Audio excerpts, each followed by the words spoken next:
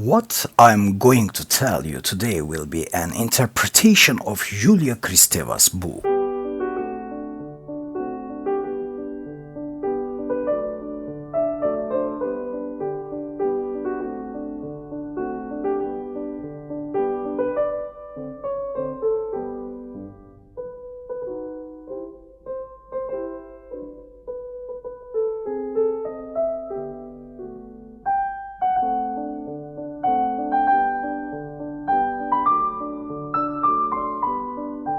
The book was translated into Turkish from French by Nilgün Tutal. The Powers of Fear is a book by Julia Kristeva that enriches our intellectual world. Kristeva is a psychologist.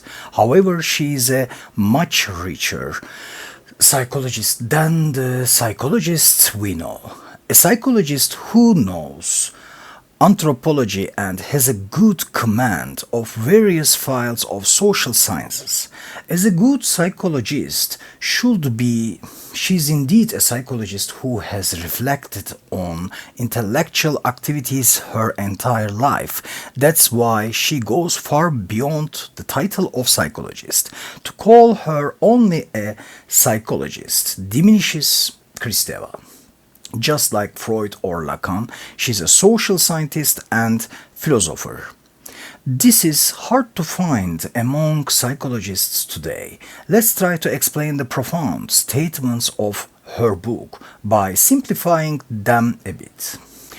Disgust is a boundary protection against phenomena that go beyond imaginable limits. The symbolic system is established in human beings through language, and disgust emerges as a rebellion against what this system cannot accept.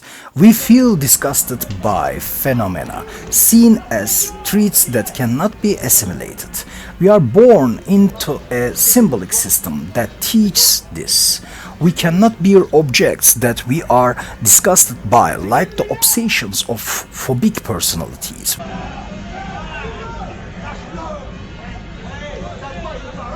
When the phobic person's obsessions grow, he has no other object but disgust. He obsessively tries to see the object of disgust. He cannot turn his head away. It's like a conservative obsessed with sexual content on television. He cannot turn off the TV or switch to another channel. He sadomasochistic watches those images. The oppositions between self and other, inside and outside, become evident and conscious as they become neuroticized. They often appear in a symbolic form. In this sense, the thing that is disgusted is often symbolic. The person is disgusted by the homosexual, but it's a solid subconscious desire for homosexuality that produces this. Homophobic personality is one of the essential symbols of latent homosexuality.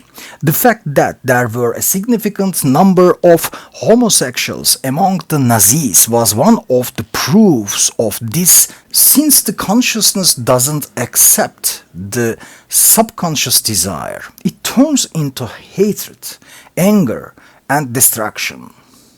Disgust ascribes a position to the wandering and unfixed consciousness. In a sense, it positions consciousness. Thanks to what it excludes and disgusts, it ensures that it's not it. It can also do this by laughing at the disgust.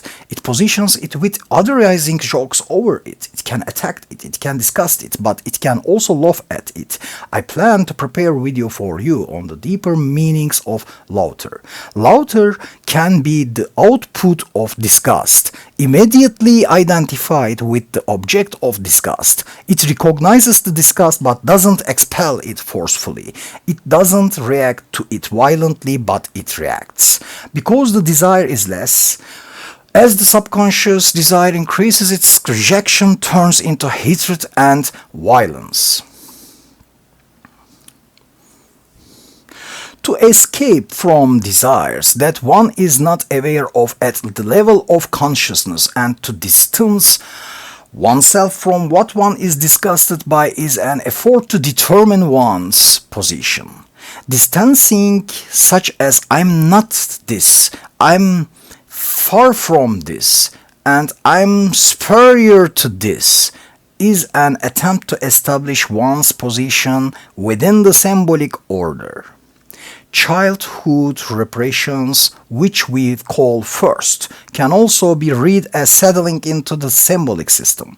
Man is a bisexual being from birth. Identity is formed precisely due to these symbolizations, positionings, and placements. Disgust is an effort to form an identity and enter the symbolic order. The conflict of these impulses can cause narcissistic crisis. It's the contradictions over this disgust that turn the narcissistic's ideas and the water he lives in into a swamp. It's a maximized attempt to define his limits, but impulses and desires, some conscious wishes, rise above the water and turn the narcissistic's life into a living hell. Disgust is a narcissistic crisis. Georges Bataille is an anthropologist who studied disgust and exclusion. The solid pressure to exclude things and the acts and practices it generates are the basis of collective existence. But this collective existence is not strong enough. Therefore, every community is in a relationship with the objects it declares to be disgusting. On the symbolic plane, what is disgusting cannot be easily discarded. The terrible is a boundary guardian because it reminds us of the boundary and because of the subconscious desires in almost all individuals. It makes us feel both the subconscious desires and the disgust in consciousness. It is the guardian of the boundaries of the collective. When we try to understand it through homophobia, we can say the following. Disgust for homosexuals increases even more as subconscious desires rise. When it turns into anger and violence, it becomes clear that subconscious emotions are much more substantial. Laughter proves the presence but not the absence of being affected by these desires. The existence of desire is inversely translated into the symbolic plane. The desire to transcend the symbolic system and collective assumptions comes to light.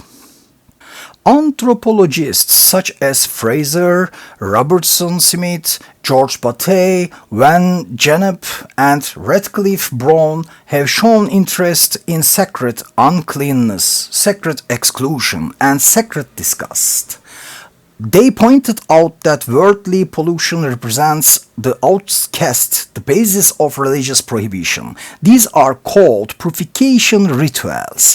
Through purification rituals, the community members define the boundaries of their beliefs. For example, for Islam, the prohibition of anal sex, the prohibition of pork, not praying without ablution, not farting during prayer, and many other issues are disgusting things. If you have done these things, you should repent and do the necessary purification rituals. The purification ritual prohibits the dirty object or act. What is seen as disgusting and evil becomes unclean. This situation brings with it a categorization and forms the morality of the community. In a sense, disgust draws the boundaries of the community and assumes the guardianship of these boundaries. Symbolic systems establish the patterns of the expression of emotions. Emotions are embodied and poured into the material world. The symbolic system protects the material system. Impurity and disgust, as the anthropologist Mary Douglas puts it, is a question of the margins of a system of an order.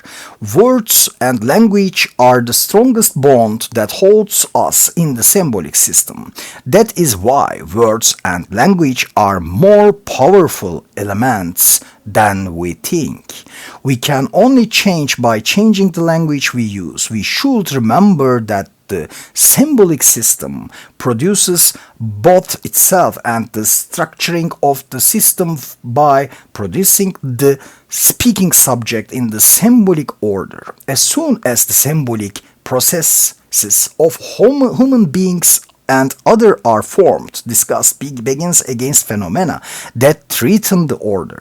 Disgust varies from society to society and from individual to individual.